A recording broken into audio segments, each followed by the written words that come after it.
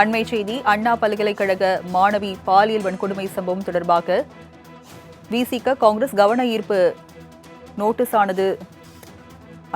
தீர்மானமானது notice அனுப்பியிருக்கிறது. விடுதலை சிறுத்தைகள் கட்சி காங்கிரஸ் சார்பில் கவன ஈர்ப்பு தீர்மானம் நோட்டீஸானது பிறப்பிக்கப்பட்டிருக்கிறது. விவரங்களை செய்தியாளர் செலீனா வழங்க கேட்கலாம். செலீனா, விவரங்கள் என்ன?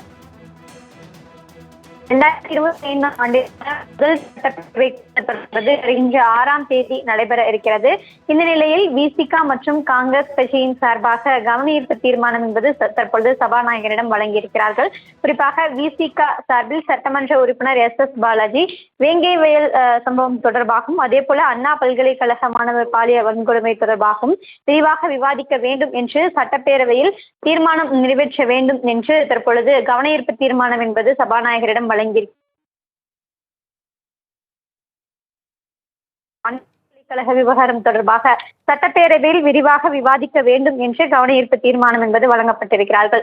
6ஆம் தேதி சட்டப்பேரவை கூட்டத்தொடர் தொடங்கிய பிறகாக அன்று ஆளுநர் உரை என்பது நடைபெற இருக்கிறது. அதற்கு பிறகாக 7ஆம் தேதி வாசிக்கப்படும். இலங்கோவன் மறைவு தொடர்பாக தீர்மானம் என்பது வாசிக்கப்படும். அதனைத் தொடர்ந்து 7ஆம் தேதி இந்த கவன ஈர்ப்பு தீர்மானத்தை நிறைவேற்றி அதன் தொடர்பாக விரிவாக விவாதிக்க வேண்டும் என்று தற்பொழுது சபாநாயகரிடம் மனு கொடுத்திருப்பதாகவும், இது தொடர்பாக சபாநாயகர் எப்போது இந்த கவன ஈர்ப்பு தீர்மானம் கொண்டு வர இருக்கிறார் என்பது தொடர்பாக விரிவான விவரங்கள் சட்டப்பேரவை கூட்டத்தொடர் தொடங்கிய பிறகாக தெரிவிக்கப்படும். இந்த நிலையில் 2 சட்டமன்ற உறுப்பினர்கள் இந்த கவனஈர்ப்பு தீர்மானம் என்பது தற்பொழுது சபாநாயகரிடம் வழங்கியிருக்கிறார்கள்.